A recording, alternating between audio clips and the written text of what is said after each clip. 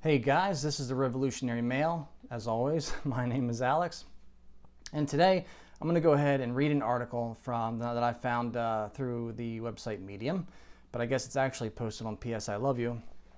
It's entitled, Why I've Struggled Being a Friendly Woman. It's written by Tara Blair Ball. And the subtitle is, Too Often My Friendliness Has Been Mistaken for Sexual Interest. The reason I want to read and talk about this article is to give you guys an insight into how women perceive the world compared to how we perceive the world, and give you guys some information on how to kind of protect yourself when interacting with women in the modern world.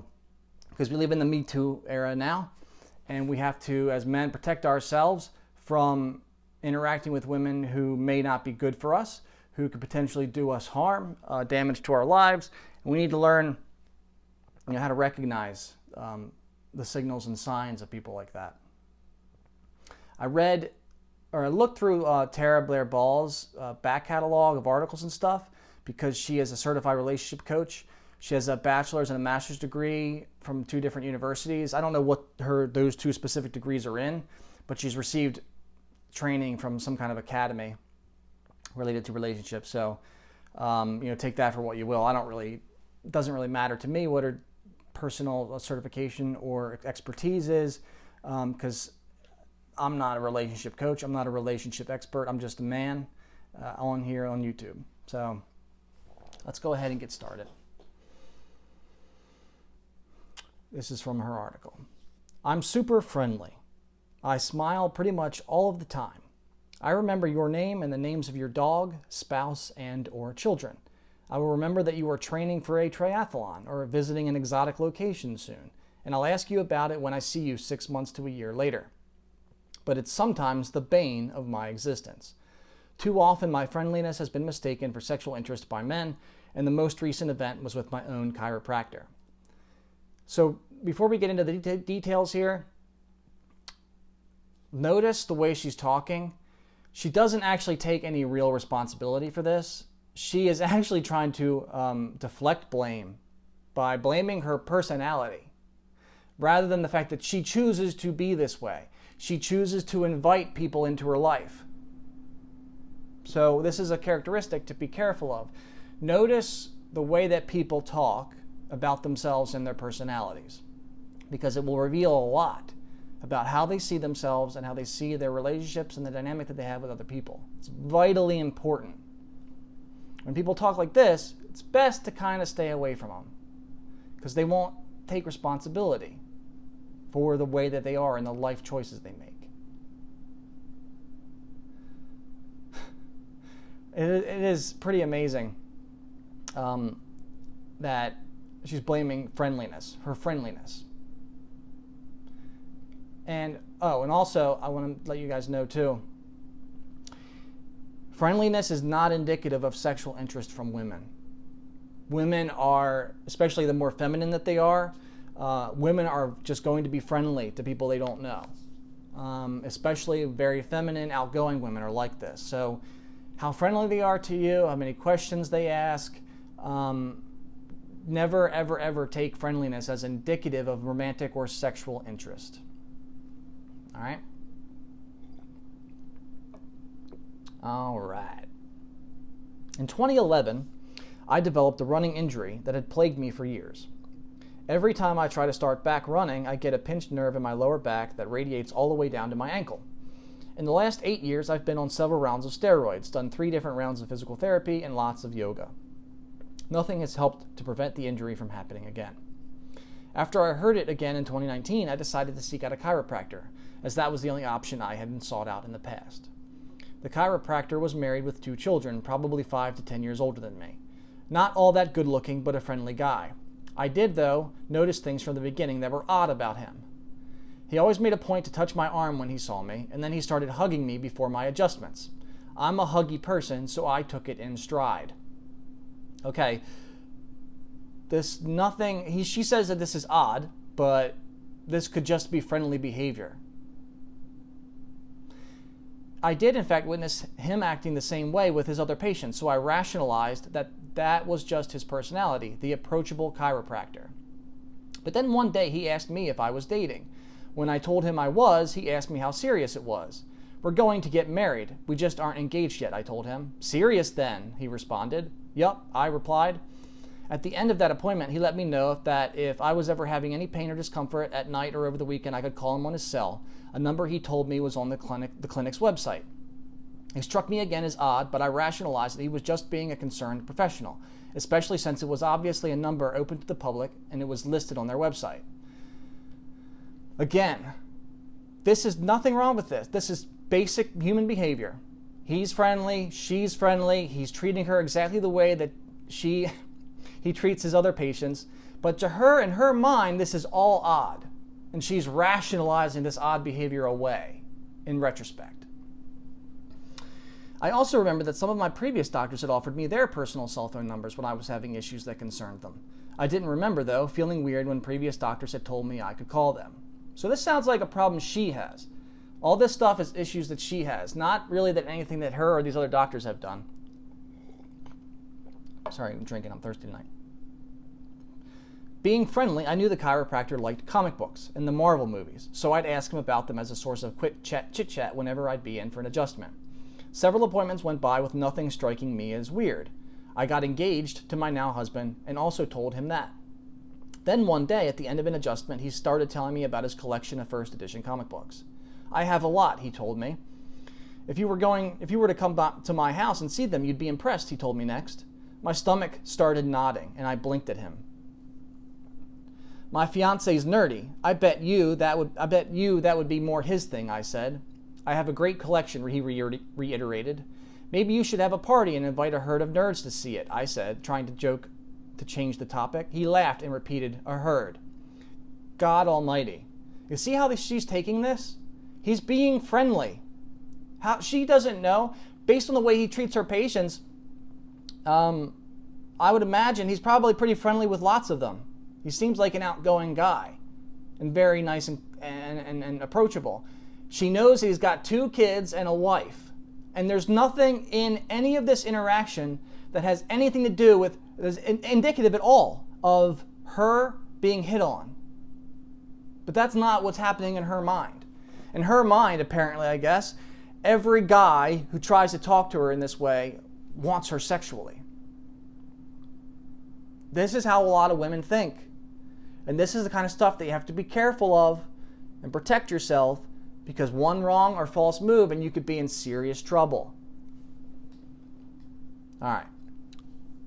We're going back to the article now. As soon as I got out the door, I started texting my fiancé. I was angry, both at the chiropractor and also at myself. I was angry at him because the adjustments had been really working. My back felt so much better, and he had just made things super awkward. Jesus Christ. Can you believe this? It's unreal. He's trying to be friendly and nice to this person. She initiates all this conversation with him. He thinks she's being nice and friendly with him. And so he politely mentions asking her to visit his house and look at his collection. It's no big deal. All she would have to do is say no. He might not even have meant it literally. He might have just been making conversation. Based on the way that she takes this, that she got so angry at him and herself for this exchange, all it is, it shows what's wrong with her, not wrong with him. But we'll see if this article ever addresses any of that whatsoever, or if all the blame is going to be put on the guy here in this situation. But when I assessed my part in the whole situation, my only part was that I had been nice. I had clearly stated I was in a relationship, and she knew that he was too, and had talked about my significant other plenty of times. When I got home, I told my fiancé, I'm just going to have to find another chiropractor. I fucking hate it, but I just do. But then I didn't get around to finding another one because I was busy. When my pain returned and it started being hard for me to find a comfortable position to sleep in at night, I decided to try going back. My fiancé and I had gotten married, and I figured enough time had passed that it wouldn't be weird. This time, I also chose to take my husband with me. With my husband's presence, the chiropractor acted noticeably different throughout the session. Instead of leaning down to hug me or making a point to touch my arm often, he was more reserved. Well, yeah, he might be. Your husband's there. It might throw him off. It might surprise him. Does that mean anything? No. Maybe she was acting differently. There's no indication at all. She assumes that she is acting completely differently when she's not. She's brought her husband. And I would bet that he picked up on that. And it probably bothered him or made him very wary. Why is she bringing her husband? She's acting strange. Okay, I better back off. I better just be careful now. And again, we're getting only her side of all of this. When he arrived in the room, he told me hello and then asked, "Who's this?" of my husband standing in the doorway. "This is my honey," I said. He introduced himself to my husband and they shook hands. "I hate when guys do that," my husband said. "It's a dominance thing." Wait a minute, I'm sorry. Whoops. He introduced himself to my husband and they shook hands. Later, my husband told me that the chiropractor tried to crush his hand, which my husband had over-reciprocated since he is stronger. "I hate when guys do that," my husband said. "It's a dominance thing." Give me a frickin' break. You gotta be kidding. As we were walking out, the chiropractor suggested I start coming back regularly again and then tried to sell my husband on a family plan. The difference in the chiropractor's demeanor told me everything I needed to know. He had been inappropriate. Oh my God. The things he said had meant what I thought they had meant, and as my husband confirmed, he did seem to have a thing for me. I felt frustrated and gross. Why the fuck do I have to find another chiropractor because of this shit? You see, this has happened to me before. Interesting. Relationships of all kinds are reflective. We get back what we put out. Now, that doesn't mean that that you're responsible for what people do to you. But we teach people how to treat us. That's the bottom line. We teach people how to treat us. And everything that she has described in this scenario is not a big deal. All she would have to do is let it go. Or just talk to the guy about it. But she's not capable of having an open conversation. And as I've read into her a little bit, she's had a lot of mental health issues in her life. Which, nope, it's all right, no big deal. I have too. And so I can speak to a lot of this. People who struggle with these kinds of things, and I was one of them, we bring this crap on ourselves. A male gynecologist I had when I was 19 told me I was beautiful while checking my breasts for lumps. I didn't learn until years later that there should have been a nurse present during the exam. It had been so long since the event when I learned this that the statute of limitations had passed. Otherwise, I would have reported it. A nurse in the ER, after I'd had a bad car accident that had shattered my face, stuck his phone number in the bag of my belongings that he handed off to my mother. A dental hygienist who knew I was married at the time once asked me what I was doing that evening while flossing my teeth. When I was then able to tell him, he told me it'd be cool to see me at a bar he was going to that night. A physical therapist told me at the last session of a 10-week round of physical training, "I'll be changing practices next month. As long as you're not a patient of mine, I'd be interested in." Many of these may seem innocuous. They were just heterosexual men, and I'm a heterosexual woman. Yeah, because most of them are innocuous. This is a woman who doesn't know how to handle male attention. That's what this is. And here's the thing. We are responsible for our own emotions. None of these guys, except for maybe the gynecologist, crossed any real line. Except for the gynecologist, none of these other guys really touched her or did anything remotely other than just talk to this woman. They talked to her. That's all. And I want to warn everyone, if you're a man and you meet an attractive woman through any non-social circumstance or setting, do not romantically approach her. To protect, I don't give a damn about them. I give a damn about you and protecting yourself. Do not approach these women because you don't know what they're going to do. If you meet them in a business context, any kind of professional context, if you're a doctor or a dental hygienist or a nurse, at any point that you meet any of these women where there is even remotely a potential power dynamic, be careful. Even if you're shopping in the mall and a woman in customer service is attractive to you, be very careful. Because if you don't have an incredibly high, like if you're not incredibly socially and emotionally aware, if you can't read other people really well, you could be putting yourself in a really bad place.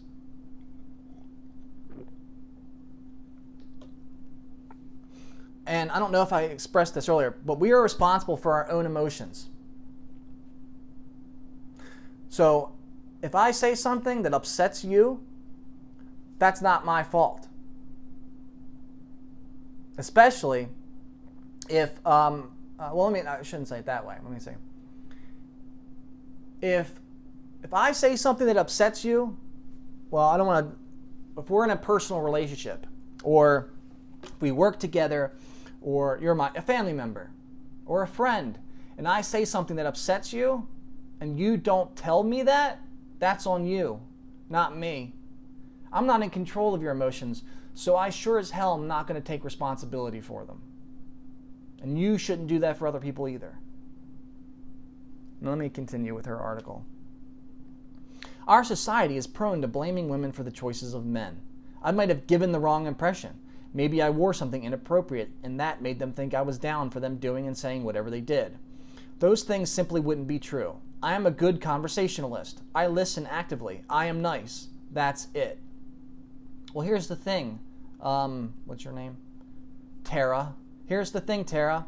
Most people, when they go to see the dental hygienist, most people, when they go to see the ER nurse, most people, when they go to see their chiropractor, they don't try to be friends because it's a professional context. If you want a certain situation or a certain dynamic to be a certain way, you have to set the tone. Most people do not do what she does. Most people don't go in to see the dental hygienist and, chat them up like they're friends. That is a sign of poor boundaries, which is why she gets all this unwanted attention. We bring this stuff on ourselves. For the most part, we do. Stuff like this. Abuse is different. And I want to make that clear. Abuse is very, very different. Miscommunication, more often than not, we bring that crap on ourselves. And more often than not, it's relatively harmless.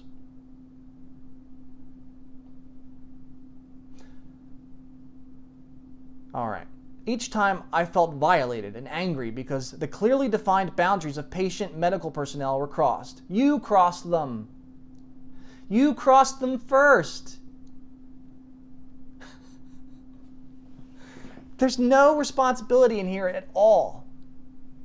And especially for somebody who knows they have mental health issues and I'm going to continue reading her articles for my channel here. And a woman who knows that she's had a lot of mental health issues and toxic relationships, there's no personal responsibility in this at all.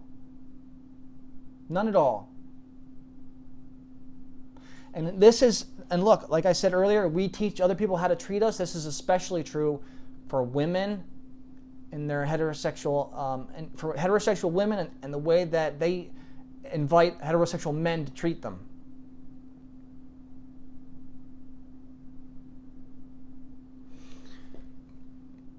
I'm continuing now, excuse me. That's why it doesn't even matter if I gave the wrong impression or may have dressed inappropriately. I simply didn't, because there are strict codes of moral and ethics for medical professionals, and one of those is not having any inappropriate romantic or sexual relationships with patients. Each time, I trusted a professional with the personal details of my medical history and care, only for them to presume that level of intimacy would translate into romantic intimacy.